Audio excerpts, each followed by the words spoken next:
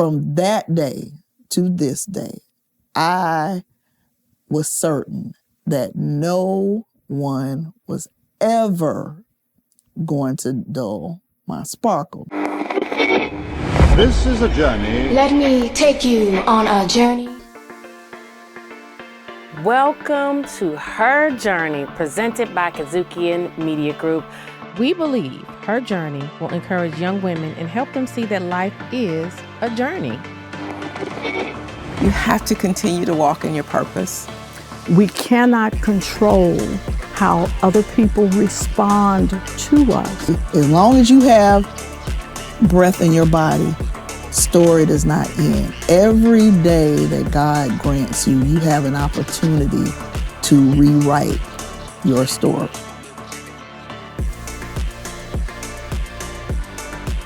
We believe Her Journey will encourage young women and help them see that life is a journey. Watch Her Journey, hosted by me, Joy Doss, brought to you by the Kazukian Media Group and proudly sponsored by Nike, Black Community Commitment. Hello and welcome to Her Journey, presented by Kazukian Media Group. Once again, I'm Joy Doss and I am your host for the show. And I am here to talk to some of the greatest, bestest women in Memphis, Tennessee, most successful, and as I always say, most phenomenal women right here in our own backyard. And Her Journey is our contribution to the solution. We want young girls and young women to know that there are many, many ways to skin the cat that is called success. There's so many looks to it. There's so many pathways to whatever you define as success. We have a phenomenal woman here once again today in the form of Bacarra Mauldin. She's risen the ranks in her short time in Memphis. She's a newer Memphian. I think we got her for a while, but she is currently the CEO of MATA, Memphis Area Transit Authority. That's the city bus and all the other public transportation systems or public transportations that is a part of our system. And before that, she started as chief of staff, then she went to deputy CEO, and then here we are today. What is it, 2 years? I've been in Memphis 2 years? I've been in Memphis 2.5 years. 2.5 years. She has risen the ranks very quickly. So this is a great story that we're going to hear today. Welcome, Bacarra. Thank you. And let me not bury the lead. I know y'all see this red. She is a woman of Delta. I love to point out when my sorors are on set. Absolutely. Go red. Go red. So Bacarra, tell us about you. First, starting with your childhood. Like, what was that like for you? What was family like? So I grew up in Birmingham, Alabama. I had a modest upbringing, a spiritual upbringing, a very deeply community-rooted upbringing. My mother, she's a community activist, or at least was. She's 95 years old now. So she was a community school coordinator, just involved in so many things in the community in Birmingham. And it's interesting how the fruit doesn't fall far from the tree. And so I began to be active in community organizations as well. And, you know, it's interesting, the neighborhood that I grew up in wasn't the best neighborhood. It was in Enon Ridge in the northern part of Birmingham. And literally diagonally across the street was the neighborhood drug house. The other house diagonally across the street the other way, she was murdered. Oh, wow. Oh. And yeah, she was murdered. And the house 2 doors down the other way. In her house? She was murdered in her house? She was murdered in her house. Oh, wow. While I was about 8 when that happened. Oh, wow. And then 2 houses down on the same side of the street, this other lady was robbed and literally her house set on fire. So, these are the types of things that happen. The neighborhood drunk lived behind me. So I didn't grow up in, a mini mansion or anything like that. So I can honestly say the journey to get to today was definitely been an uphill, up and downhill Sure. journey. And I'm very grateful. I'm very grateful to be here. But, I think if you could talk to the person I was back then, my mother always wanted better. So she wouldn't let me go outside my porch.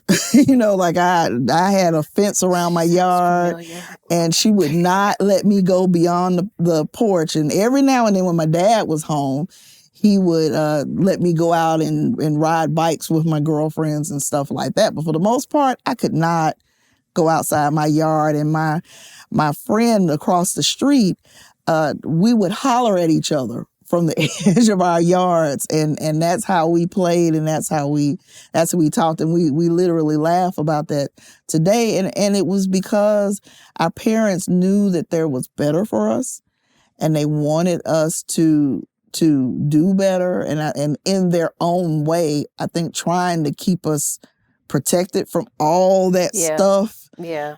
That was going on, and I mean, it was Your mom was sounds great. like somebody I know. And so yes, and so I think That would be me. my friend Dion and I, we both I think grew up to be upstanding citizens and all of that, and I think it's largely because of the role that our families played in our lives. Mm-hmm.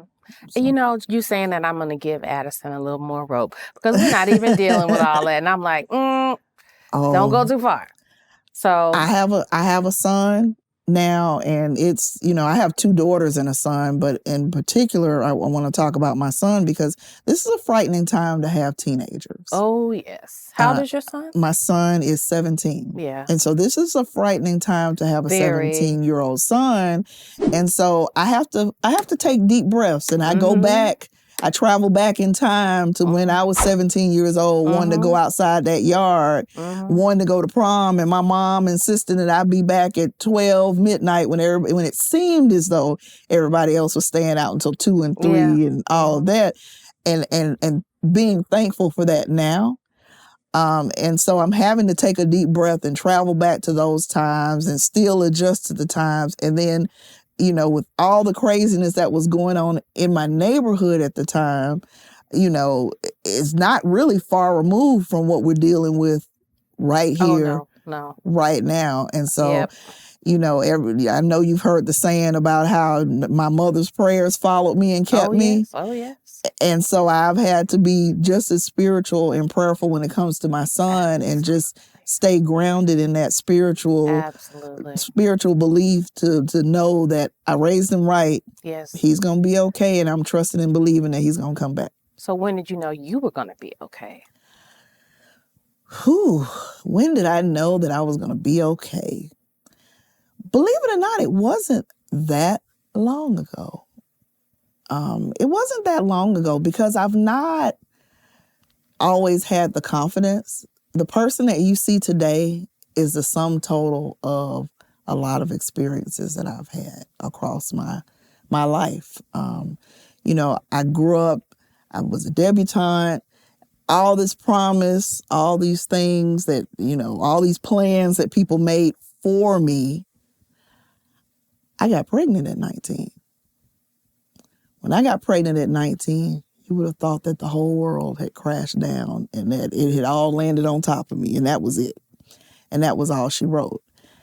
And so I think I wallowed in that for a little while, but then I brushed myself off, and I decided that I wanted better. And I know that that's because of the seeds that my parents planted, because they wanted better. So then I started the journey of, finishing up college. I started working at a law firm, and then I ended up at the mayor's office for the city of Birmingham. He's been a close family friend for many years. Really like family. Had the opportunity to work with him. Because I was working for him, I ended up in transit, being a board member, going from there to actually working in transit all the way to now. But I think about 5 years ago, in one of the lowest periods of my life, I was having this conversation, and God and I have conversations, right? I don't do all the formal prayers and stuff. We just talk. And so I was kind of questioning, and I was walking in Hobby Lobby, and when I walked in the store, the first thing my eyes landed on was a sign that says, "One day this will all make sense." It says, "Smile through the tears, laugh through the troubles. It's going to be okay." I bought that sign. To this day, it is in my bedroom. Oh. And when I was going through that time, I put it on the floor by the bed so that it would be the last thing I looked at night, first thing I saw in the morning.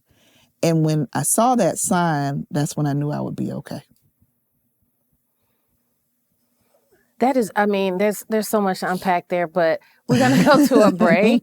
I have a question for you right before we take this break, and that is, and you can answer when we come back. Okay. When did you know your journey as a Black woman was going to be different than everybody else's? And that's the question we put to everybody in every show.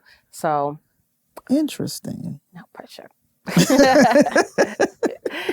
Okay, so everybody, we'll be right back with more Her Journey presented by Kazuki and Media Group, and we will have the answer to that question from Bacarra Mauldin.